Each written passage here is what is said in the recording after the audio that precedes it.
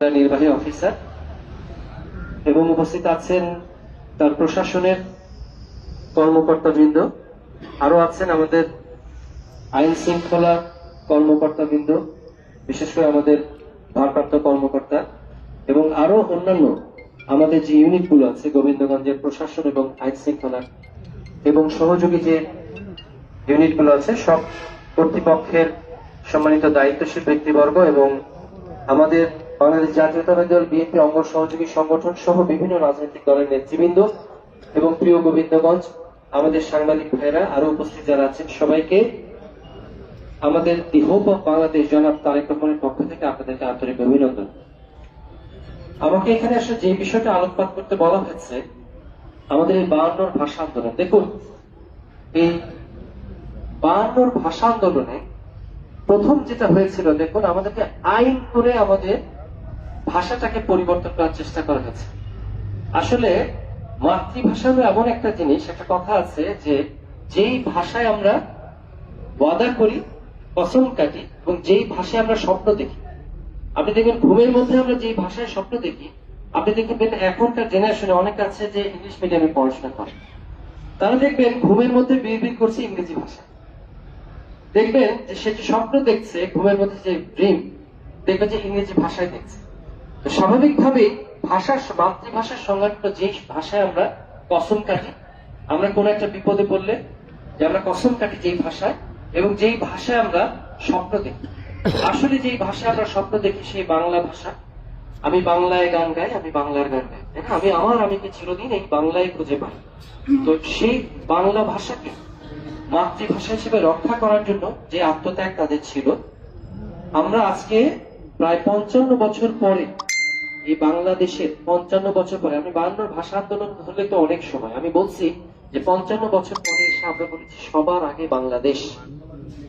এই যে বৈষম্য, এই যে নিপীড়ন, এই যে জোর করে আমার মায়ের ভাষা, যে ভাষায় আমি কসম কাটি, যে ভাষায় আমি স্বপ্ন দেখি, যে ভাষায় আমি স্বপ্ন বুনি, সেই ভাষাকে আইন করে পরিবর্তন করার যে অপচেষ্টা হয়েছিল, সেখান থেকে আমরা অন্তত এতটুকু চেতনা নেই যে আমাদের মাটি মানুষের সাথে যে চেতনা মিশে আছে, যে বৈষম্যহীনতা এবং যে আমাদের চাওয়াগুলো, এগুলোকে যেন কোনোভাবেই দমন পীড়নের মাধ্যমে আমাদের কাছ থেকে পরিবর্তন করার চেষ্টা না করা হয়। তাহলে এরকম বহু আন্তর্জাতিক মাতৃভাষা দিবসের মতো আরো বহু জায়গায় আমাদের স্ফুলিঙ্গ বের হবে। এটাই আসলে আমাদের চেতনা। এই রিচুয়াল গুলো, এই ঘটনাগুলো, এই বারবার আমরা এই উদযাপন গুলো কেন করি?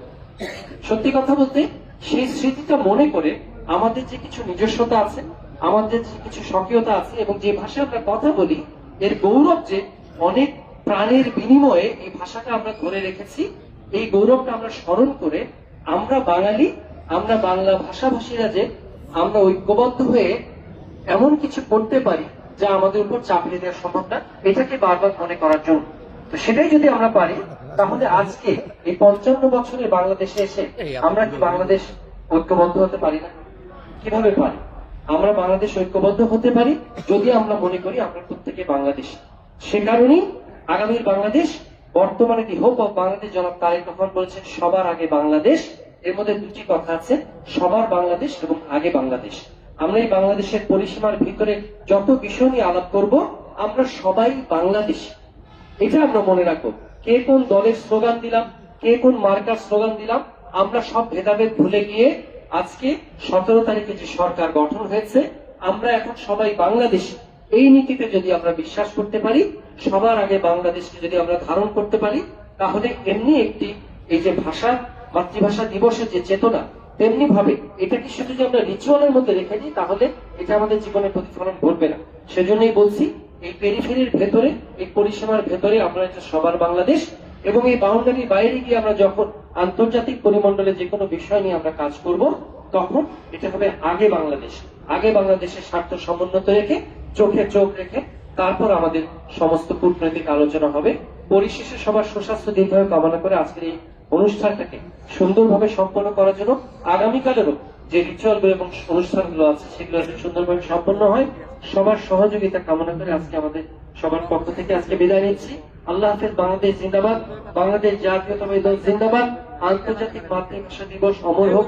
আজকের এই 2026 সালের 20শে ফেব্রুয়ারি রাত 12টা 1 মিনিটে, 21শে ফেব্রুয়ারি সালাম, বরকত, রফিক, শফিক, জব্বার সহ আরো যারা আত্মহতি দিয়েছেন এই মাতৃভাষাকে আজকে টিকিয়ে রাখার জন্য, এবং পাশাপাশি যে চেতনা দিয়েছেন যেটা লালন করে আজকে আমরা এখানে দাঁড়িয়ে আছি, এই চেতনা দীর্ঘজীবী হোক।